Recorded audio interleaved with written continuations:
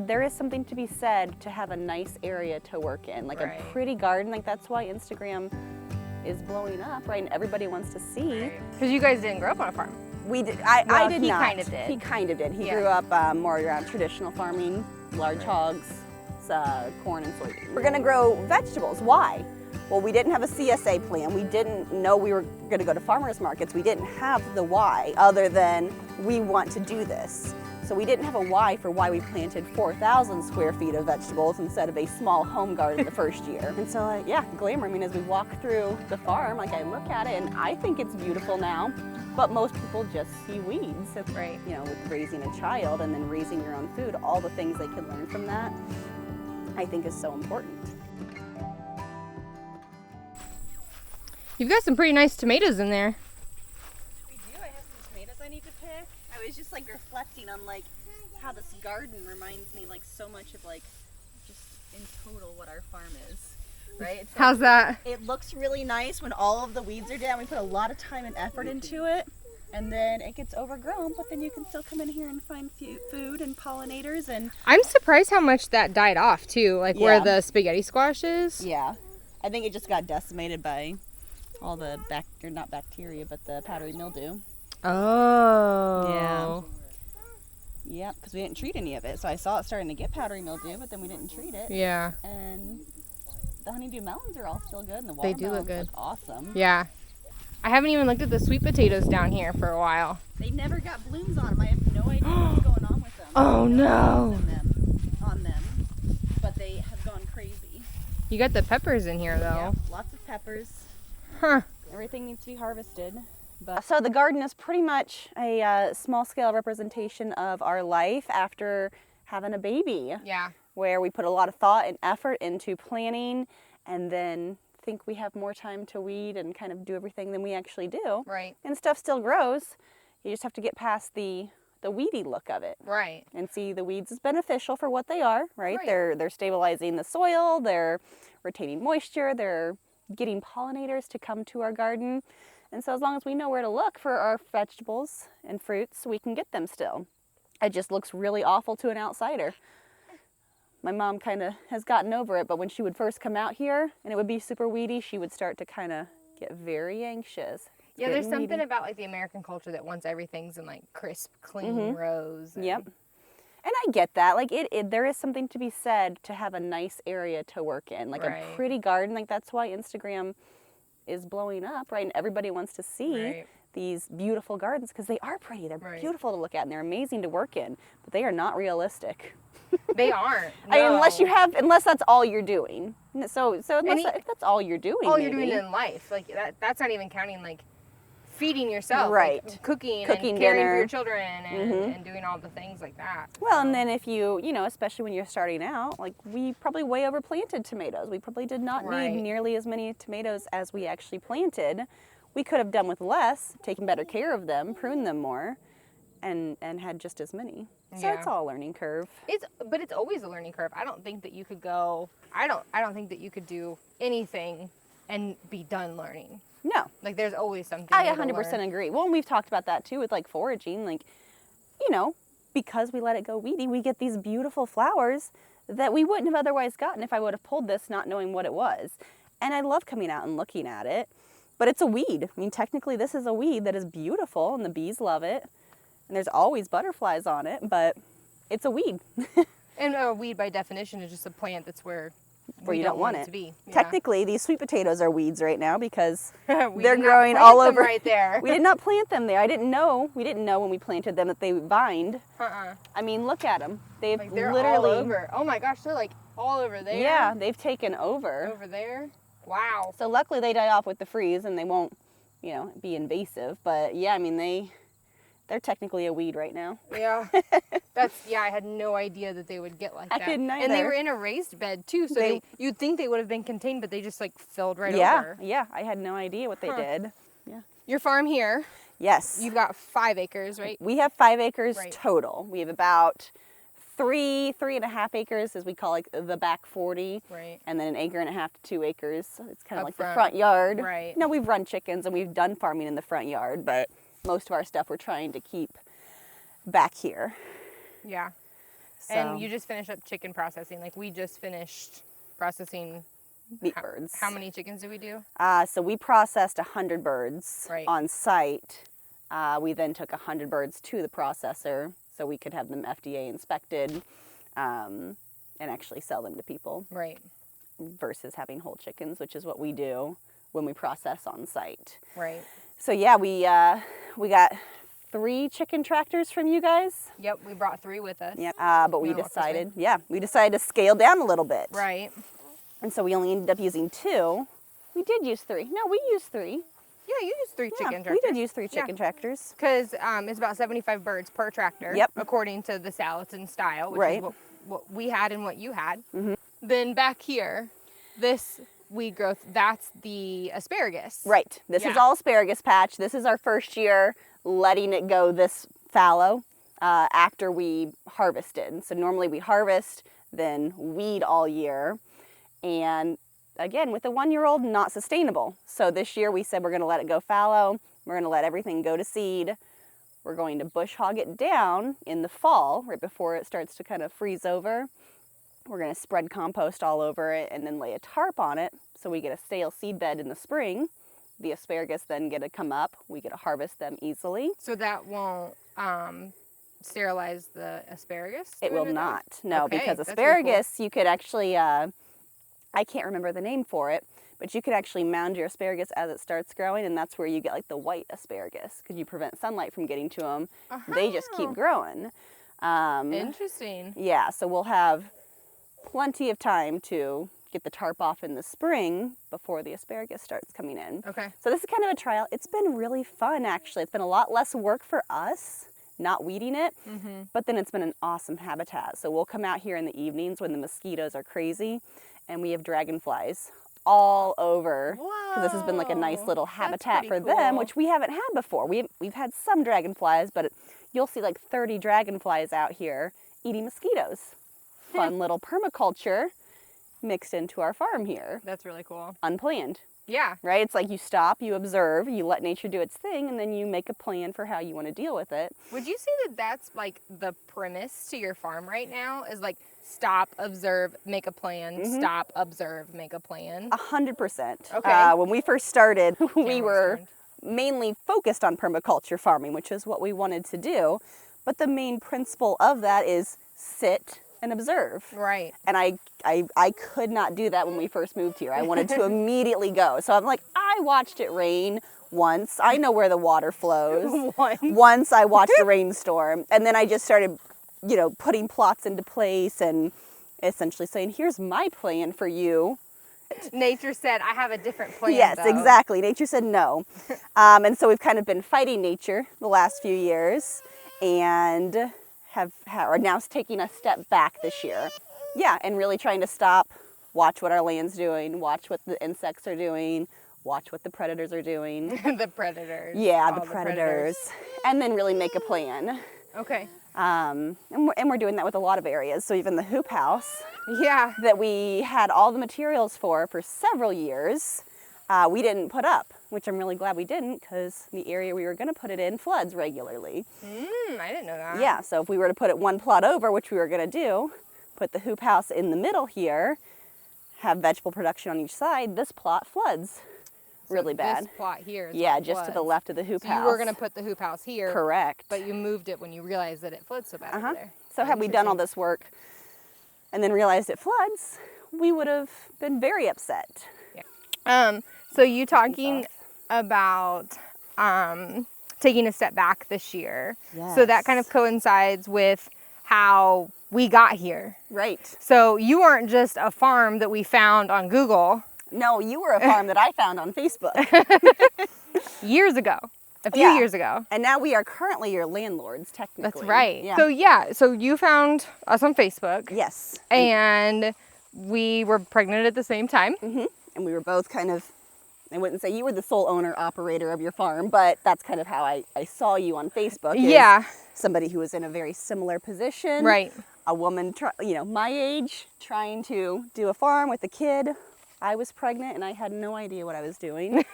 And so I reached out and we had this beautiful friendship blossom. Yeah, it just showed up. It just was like, here you go. Yeah. You're friends It now. just got served on a platter to us.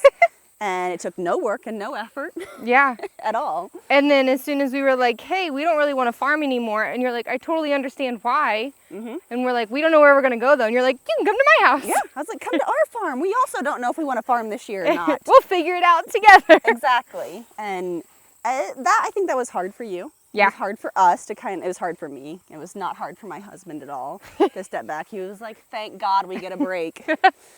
So your husband has a day Yes. job. My husband, He's not here today. Correct. He works off farm, regular hours for the most part. And when we moved here, the whole plan was he would supplement this crazy idea we had and this crazy dream we had to do this farm. And then I would work my ass off, make this super profitable, cover 2 incomes, and he would come on site. And that was the dream from having no farm experience. That like God was what we were gonna do. Because you guys didn't grow up on a farm. We did. Well, I did he not. kind of did. He kind of did. He Yeah. grew up more around traditional farming, large Right. hogs, corn and soybeans. Right. So totally different than what we wanted to do. And so yeah, so we came here and I broke my back for 3 years trying to make this a vegetable production farm and never quite got it right. And then we had a baby, and we have since kind of decided that we're going to look at scalability differently than we have before. Okay, so that's an interesting word. What does scalability mean to you then? Yeah, so scalability never crossed my mind at all when we first moved here. It was something that I just didn't think about in any of the business plans I wrote down, never Okay. crossed my mind. But if you would have asked me, I would have thought it meant scaling up, getting bigger, and how does that growth look? Right. Now, I would say that it means just more responsible growth. You can be scaling up, scaling down, but more addressing changes and challenges in the business. And so, for example, we had a 1-year-old, and so we scaled down, but we weren't able to do it in an effective way because we hadn't planned for it. Right. So we weren't able to keep some of the same customers. We weren't able to do deliveries because we hadn't planned for any challenges that would come up in our business plan. So that's kind of how I view scalability, is your business needs to be able to go up or down, depending on what life looks like for you. That's a really good point. So you say you lost a couple customers. So how did you handle that? Is like mentally and physically, you know, because that can kind of be like that can be hard to take when your customer is like, well, I'll just go somewhere else. How did you handle that? Or how are you handling it? I think that it was a sacrifice we were willing to make because I didn't want to do deliveries with a newborn. I didn't want to. We did for a while. For about 2 months, we stuck with deliveries, and he just went with me. And then as he became older, we decided it wasn't fair for him to have to do that. And so we told our customers, like, you're welcome to come to us, but this is the decision we're making. And once we made that decision, we were completely fine with it because we knew why we made that decision. There's been a lot of areas with the farm where we just make decisions and we don't know why.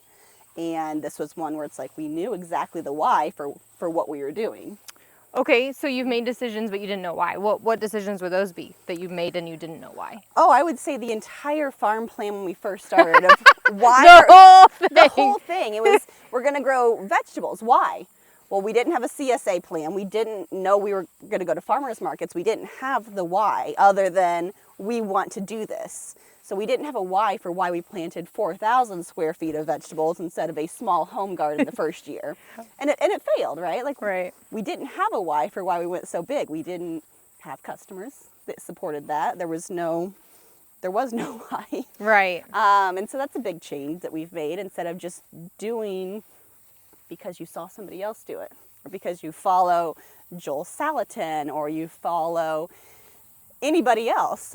Curtis Stone is who we followed a lot of, and he spent 12 years getting to where he was, but all we were watching was where he was after those 12 years. Isn't that interesting that you see on social media where someone is and they never get the cool podcasts or the cool interviews until they've made it? And everybody talks about what they're doing currently, but nobody talks about really how they got there. Like, and they may talk a little bit about like, oh, I worked hard, but you don't see the hard work. And you don't see the sacrifices that were made for that hard work. And that can make it feel very get some fraudy feelings and make it feel very fraudulent. What you're doing if you don't know your why. Yeah, exactly. And you just kind of feel, if you aren't breaking your back as a first-time farmer, then you haven't earned that right? You haven't earned the title of I'm a farmer, I'm a grower. Now, I will say with Curtis Stone, after I failed several times, and then that was the content I started trying to research, was farming failures, I found Curtis Stone's failures. What a thing to search. Right? Failed farms. I need to find camaraderie in failure. Yeah. So I don't feel like garbage about myself and feel like a failure. And Curtis Stone actually did post videos and talk about when he first started all of these same dumb mistakes he made, where he would try to be so ecological that he killed himself biking compost 10 blocks. And so the stories are out there. They just aren't promoted. Well, of course not. That's not the glamour. It's not. Yeah. And so, glamour. I mean, as we walk through the farm, like I look at it and I think it's beautiful now, but most people just see weeds. And Right. it's like, this isn't glamorous. I'm not shooting videos of this. I'll let you come out and shoot video. But I'm not doing it. So speaking of glamour, so let's talk about what's hidden in these weeds under here. What is this place? So this is, when we first started, we wanted to put in all of our stuff that would take several years to produce. So a strawberry hazelnut patch was something we really wanted to do as far as permaculture goes. The hazelnuts would feed the chickens, the strawberries would feed us, and we could sell them. And so that was the concept of this plot, was hazelnuts and strawberries. We were hoping the strawberries would take over and we wouldn't have weed pressure. That was kind of the hope, is that they would just vine out and out-compete. And they didn't. And so it's been a trial and error. We put weed fabric down, which actually is going to work really well once we have time to finish it. So yeah, let's step over here. So this weed fabric. So this weed fabric. These ones are technically on fabric. Correct. Yeah, and we still have half of it that we have not burned holes in. And again, this is another one of those maintenance ones. Like, you just have to be able to keep up with it. These are all June-bearing strawberries. So as long as we can keep the weed pressure down until the harvest in June, then I don't really care what it does in the fall and winter. It'll die off. We can come out here and easily just mow this down and they'll come back up. And our hazelnuts just started producing. What? And this is right here. These are all, this is our first year. We planted these guys. Oh my gosh. This is 6 years in the making. We planted them 6 years. And this is the very first year that we've had hazelnuts. We thought these were all gonna die for the first 3 years. Some would come up, some would not. They were maybe a foot high. And we just didn't know. We're like, what a waste of time that was to plant 40 hazelnut bushes. So they're bushes, they're not trees. Correct. Hazelnuts are more bushes, yeah. So we have 4 rows of them here. So, yeah, so they're all up and down here. And, yep. Yep. Maybe not when here. You can find them. That's it, isn't Nope, it? No. That one. With, the big leaves. Yep, the big leaves that are that. Okay. Actually, maybe we just have 3. Yeah, we have 3 rows. 3 rows, okay. And one on the far end.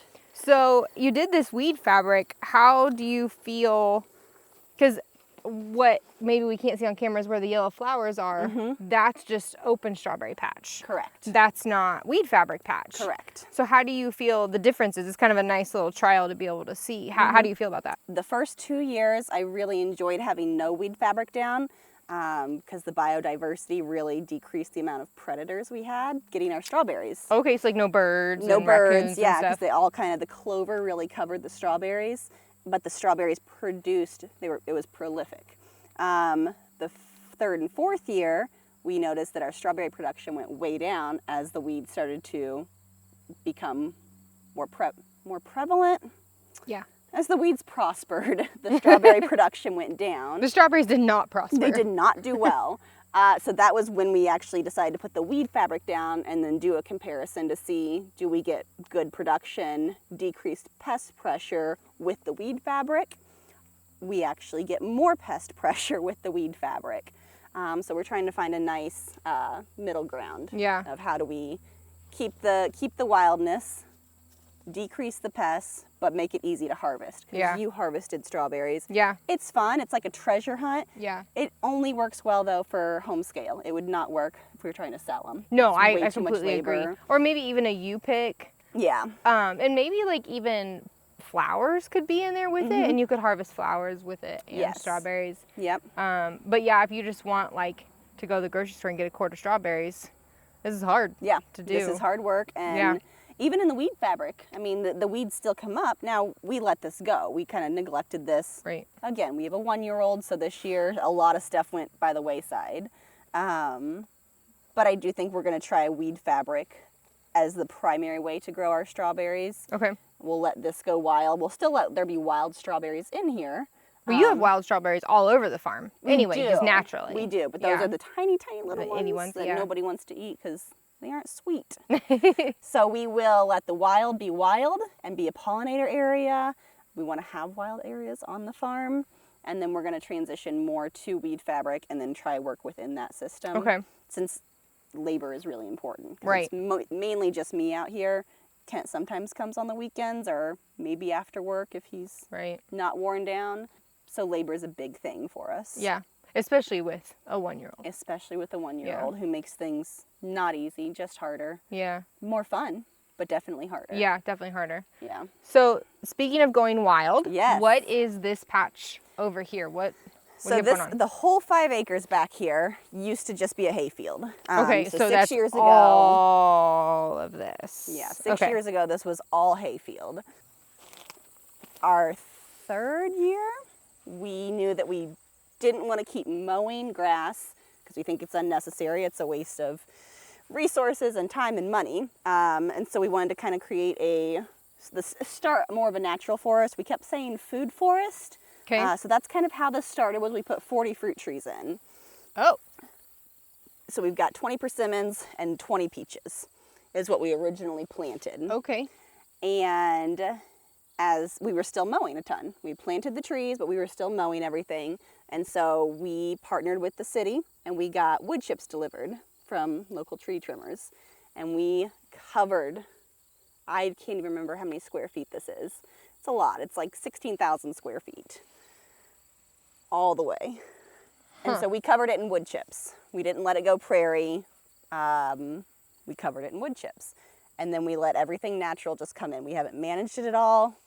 And we've actually seen some really cool growth. So these trees that are kind of in a straight line with the big leaves, these are all persimmons. Okay. Yep, and there's 2 rows of those. Everything else is native that's come in. Which is Through the wood chips. through the wood chips, Okay. through birds dropping stuff, whatever it is. Interesting. This one's my favorite, whatever. I don't know what big this bush? is. This big bush is huge. And it just is, it's cool to see what we took so much time bringing in and planting and watering and pruning. And then this thing comes in naturally and is 3 times the size of anything that we've put time into. And so this is just a fun experimental area. Once it gets really overgrown, we'd love to graze pigs back here. Oh, yeah. Putting pigs out here would be a great idea. I feel like this is a peach tree now that I look at the leaves, but it's not in the row of peaches.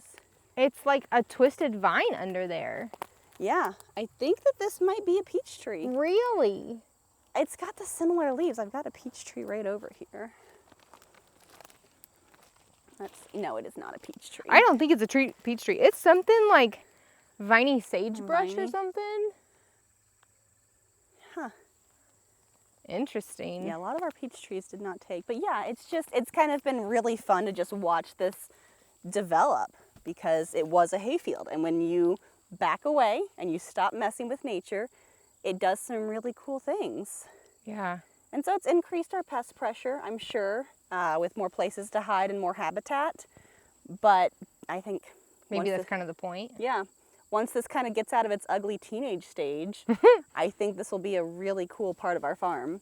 And I think then we can really work on doing a food forest and putting our berries back here, putting in our root crops back here, and then foraging pigs and having meat.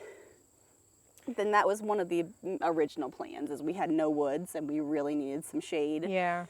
and some climate control from trees. Yeah. And so that's where this It's idea kind of came hard from. in Indiana when It's not just that it's so flat, but it's just been so cultivated. All the trees are gone. I mean, you have trees that line your property. Right, but they do nothing that's it. for, they do nothing for our our temperatures in the summer. Right. To help bring those temperatures down. And even like anything with soil structure. You know, before we did anything with this and it was all grass, our area that was down by the hoop house, the whole thing would flood because this is a slight uphill. Slight uphill. And so everything would run off because tractors had been run over it. The same crop was planted. It was just alfalfa and whatever else they planted for hay. Yeah. And so that was constantly being tread down with tractors. And we haven't had any flooding really since we did this. So you increased your water absorption. Yeah. And you have very hard water. We have very hard water. In your well, but you also have some very clayey soil. Yeah. And we've noticed, oh my gosh, ragweed and thistles that come up around here. Not just on your farm, but just around. Well, and we've talked Around about here. this. I haven't seen any thistle growing in here. Because it's not compacted. I mean, it's not so compacted. loose. Yeah. Like you can just easily come in through here, and you don't have to dig very deep before you can start getting to some soil. Yeah. Let's see just how far. Oh yeah, like that's just easy for me. Yeah. And it's getting darker and darker as we go. Well, and then you just see all the roots down there from Yeah, things look at that are that, it's so growing true. nearby, and You don't even see them up top. Like Uh-uh. just because there's a root here doesn't mean that there's a Right. plant right above it. it just speaks to the interconnectivity, I think, of everything in the soil Yeah. below. Absolutely. And so this is one of my favorite areas, just because it's so diverse. You don't see this diversity anywhere. Even Yeah. in mature forests, it won't be this diverse because Right. you'll have your canopy. Right. And so it's been fun to experience. That is really cool. You've mentioned what you're doing and what you've done. Yes. What does it look like next year? Do you even know? We do know. We Okay. do know because now that we have failed and failed and failed, our conversations have gone from how do we make money to why are we doing this? We go What an back to- interesting point. Which is where we should all come from with it. Yes. Right? That should be the initial question, not how do we make this profitable. That's important. But if you don't have the why for why you're doing it, you might make money, but you might be miserable doing it. Now let's clarify Yes. that the farm's income is not required For our to pay your lifestyle. bills. This is true. So- But I don't, and this might go contrary to what you believe, I don't think anybody should start out as a beginning farmer thinking their farm is going to pay their bills, because you have no idea, right? Like you have no idea what your land's going to do. You have no idea what your skills are unless you've done it before. I would completely agree with you. I think that is spot on. That if you, and that's any business, if you, people don't start brewing beer, for instance, unless it's a hobby first and they know how to do it. But I have no idea how to brew beer, and I'm not just going to go get a loan for a warehouse and start brewing beer and think that I'm going to distribute it all across Indiana. Put all your eggs in one basket. Right. Right. And that's how we did it. We were like, how does this make money? How is this going to get my husband out of his job and cover my salary? Like, we went at it completely backwards, and we started really, really big, failed, and then have started scaling back ever since. And so when we look at the why was this important to us? Well, when we lived on a small property, it was really fun to do together. We really enjoyed growing our own food and cooking with our own food. Now that we have a baby, the most important thing is providing as much of our food as possible for ourselves. And if we can produce more and sell it and make money, great. But our goal now is not for this to be our main source of income. Because we find joy in it, we think it's important for our family to have their own food, and we don't want to hire. We do not want to hire more people. So how do we stay within those constraints and meet those goals? We decided to step a little bit back from small-scale farming, as defined, and move more into homesteading. Okay. And so that's so next year our plan is to grow as much of our own produce as we can. We'll sell the excess, but our only enterprise is going to be our meat birds. Okay. It's going to be our main enterprise. Okay. And we found ways that we think will allow us to expand that enterprise without investing a whole lot more as far as like time and labor goes. So right now we What do those things include? Yeah, so right now we pasture raise our meat birds, and we process some on site. Right. And we take some to the processor. Okay.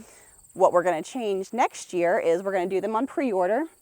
So we are hoping that people will say, these are the cuts that we want, this is how much we want, and then we can raise to order. So we don't we're not raising more than we can sell. We don't have to do a ton of marketing after the fact. Yeah. And then we don't have to store a bunch of product. Product. Thank Right. you. So we're going to do pre-orders, and then we're hoping to do teaching, a lot of education with how to process your meat birds. Yep. And so we can sell those courses either on site or create digital content. Okay. Again, that won't be a whole lot of extra labor because we already process on site. Right. It'll be a little more marketing. And then the third is working with like kids and schools. Yeah. Which is something you have a passion for. Yes. Yeah. Yes. And that's, as my husband and I have talked about our differences, I'm very outgoing and extroverted. He is very introverted and more pensive. So he will manage the hoop house production. I will manage anything as far as education or teaching or marketing. Okay. So getting kids out here with the meat bird enterprise and saying, this is when our chicks get delivered. And they learn about the chicks and how to brood them. And then they go through the whole process from day-old chicks to they get a bird at the end of the 8 or 9 weeks. That's cool. Yeah. That's so cool. And so that's what we're hoping to do, to bring our interests and the love for it back in. Yeah. Because we just got burnt out. We got very burnt out with it. Which is easy to do, and I think that any farmer watching this will completely understand where you're coming from. Completely. And I hope that it's not, I hope that the burnout isn't only on farmers. Mm-hmm. I would hope that that's an industry-wide thing as an entrepreneur. Yeah. That you start something you're really passionate about, you work really hard, and then you get burnout and it's no longer fun anymore. But it seems very common in the farming world. I think it's the kind of people that the farming world attracts, right? Like we can be very stubborn, we can be very independent, we can say we want to learn it ourselves, or we don't want to pay to have somebody else teach us how to do something. We want to do it ourselves. And that's how I was. You know, I heard so many experienced farmers say, invest in your own education, invest in your own education. Like, take this course, learn from our mistakes. And I kept saying, no, I want to learn it myself. Otherwise, I haven't earned it. But you waste so much time and money and tears and blood by doing it that way. And so if you're okay sacrificing that, great. But I would say, now having done it, I would have invested in the education more pointedly early on. How would you be able to find solid education? Because it seems like everybody has a course. They do. So maybe it feels a little whitewashed. I would agree with that. I would say, and we did this in the beginning when you talk about like education, where we used education as inspiration before we started and watched all the fun videos and all the Joel Saltons and Justin Rhodes and everybody doing their thing, and that was inspiring and got us started. But then it became overwhelming, right, with the excess of courses and what you can take, and you can do pigs and you can do chickens and you can do meat birds. And so I think it goes back to the why. Like, why are you doing this? What do you want to do? And then focus your education on those things specifically, I think helps with the overwhelm. If you want to grow your own meat, great. Start with chickens, and then you can focus your education specifically on that. If you want to start with pigs, great. Focus just on that. And then that kind of, I think, relieves you a little bit from the being inundated with too many courses. Well, and I think, I know you and I personally have talked about this, the diversification Pitfall. Yeah, Yes. that is a wonderful word for it, because we get so caught up in diversify. And we forget that it's not that you're diversifying your income products, you're diversifying your mind. Yes. Find something you love, find something you can work on, find something to learn. Yep. That's how you should diversify. Yes, agree? I would 100% agree. And it doesn't mean necessarily following the traditional regenerative ag model, right? Raising pigs and chickens and cows together does make sense if you want to raise pigs and chickens and cows together, but you can also do chickens and woodworking. You can also do chickens and education. You don't have to have those three traditional pasture-raised animals together, per se. As someone who raised cows, pigs, and chickens, yes. Yeah, 100%. I think that I just think the overwhelm and the expectation of what your garden should look like and what animals you should raise and this is how it should be done is great for the people that it's worked for, but that doesn't mean it's the only map you can follow. Yeah. You've talked a lot about having a why and it changing. You said you do have a why. I think the why is this is the lifestyle we want for our family. And so the why is we want the farm to work around our family, not our family work around the farm has been kind of our motto. What an amazing concept. And you and I have had so many conversations, but I don't know if we have really touched on those words. So say that again. So we decided we want the farm to work around our family, not our family to work around the farm. And that doesn't mean our family doesn't work the farm. Right? Those are two different things. It means that at the beginning of the year, just like anybody else does their seed planning and their farm planning, we do it. But as part of that planning, we schedule all of our family vacations. So we know that those are set in stone, that we have time together. We plan our big projects out, so we know that we're doing those together. And then we plan our farm around that. So we'll plan when we get chicks to make sure we aren't brooding chicks when we go on vacation, or that we can't go on vacation because we're brooding chicks. So the family planning is prioritized first, and then we fit the farm in to the puzzle afterwards. So this year we did it where we had 2 weeks off between our batches. So that we could take the 4th of July up at Kent's family's house. And you can make it work that way. It just, people don't think about the farm that way. No. But our farm is also not our main source of income. So we have a lot of flexibility there. But because again, like we intentionally changed it. Yeah, like you said, your intention is not primary income. Your intention is feeding yourself. So it's more saving you money than it is giving you money. And there's arguments for both, right? Like, is it cheaper to do that? Is it saving you money? No, not necessarily. We know exactly where our food comes from, and it is a huge source of pride to grow your own food. Yeah. Like, that feels really good. That is very rewarding. And then you just look at the education aspect of it. Right. You know, with raising a child and then raising your own food, all the things they could learn from that, I think is so important. And so that has become a big why. Silas is 15 months and he has kind of become the new why. We want to do this for supplemental income so that we can do our fun things and go on vacations and not have to worry about, can we take this out of our bills? Do we have to move money around? Right. We want the farm to pay for all of the fun stuff we want to do. And then we want it to be educational. Absolutely. And hopefully meet more people. Yeah, Like, it was awesome. Like, the farm introduced me to you. Isn't that so crazy how things are connected? Things are so connected.